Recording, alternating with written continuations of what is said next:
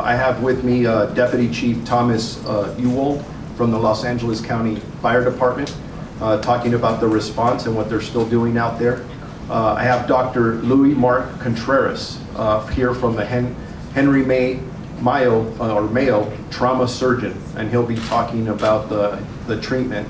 And then I have Stephanie English, who's supervisor or Barger's senior field deputy. She will not be speaking. At approximately 9:30 this morning, a fire erupted at the mobile shooting range trailer located at the Pitchess Detention Center. 2 deputies were injured and transported here to Henry Mayo Hospital. The deputies were inside the mobile range trailer when a fire broke out. The fire is currently being extinguished and contained by the Los Angeles County Fire Department, and as I said earlier, the deputy chief will talk to that. Pitchess Detention Center is currently on lockdown while the LA County fire crews continue to extinguish the fire. There is no threat to our inmate population.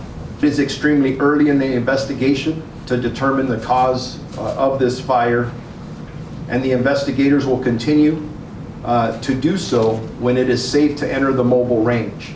There was a fire inside a 53-foot tractor trailer that was a mobile shooting range. Upon our arrival, the 2 injured deputies had been transported by sheriff's vehicles to Henry Mayo Hospital. So from a treatment standpoint, the fire department did not have any personnel on scene that were injured, just the 2 deputies that were transported. Our firefighters immediately engaged with hand lines trying to suppress the fire. The fire was threatening the building and an adjacent 53-foot trailer. They were able to successfully flow water for an extended period of time, limiting the spread of the fire to the initial trailer. They were able to move the adjoining trailer out of the way, and at this point we're using an excavator to try to open up one end of the trailer to allow our hose streams to be more effective.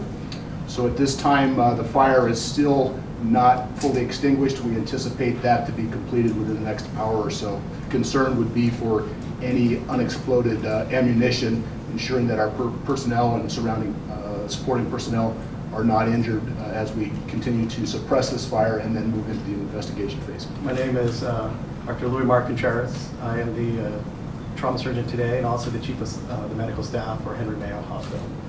First and foremost, I would like to give our thoughts, in the hospital give our thoughts, for the injured officers, their families, and their colleagues in this difficult time. As of 10 o'clock this morning, we did receive and can confirm 2 officers that were injured in this accident. We provided the best care possible and are continuing to provide that best care possible for these 2 officers at this time. However, due to confidentiality issues for patients, I cannot give specific details regarding their injuries. But rest assured, we are providing the best care possible for their speedy recovery and treatment. The question is that initially there were reports of an explosion.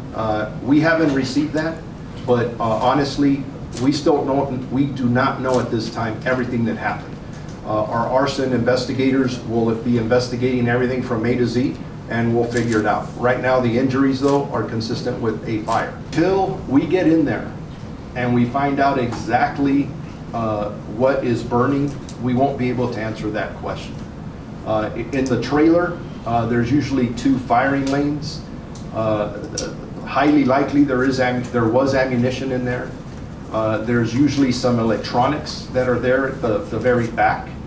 Some other equipment, safety equipment that's placed in there, and I believe some rubber foam type like material, but I feel more comfortable when we get in there and we're able to answer that question. In general terms, I can't give the specific details of the injuries, but in general terms, for any fire, accident, or injury, we'll be treating burn injuries, and we would follow the protocols in the emergency room and the trauma team to ensure that there's no traumatic injuries, which we're working on right now, and they remain in critical condition.